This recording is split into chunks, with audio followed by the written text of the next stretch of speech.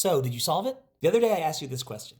If you fill in this grid so that every row, every column, and every diagonal has a product of p, what is the value of p?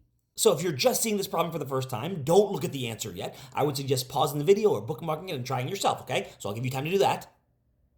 Great. Now I'm going to give you the answer. The answer is 8, and a lot of you got it. Great work. Here's how I did it. So the first thing I did was I made that middle bottom square equal to 2p, so when you multiply across, that bottom row's product is exactly p. Then that middle column, if you go down, that product has to be p as well, which means the center square has to be 2.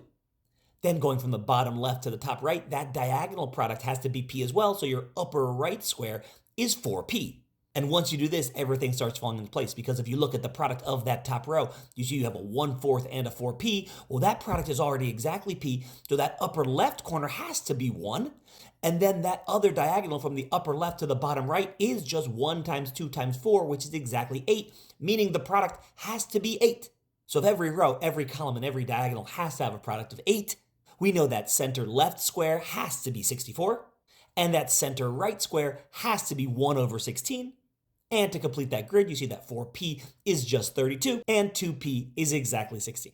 So there's your grid. The product has to be 8. There's no other option here. The only product that will make every row, every column, and every diagonal have the same product is if that product is 8.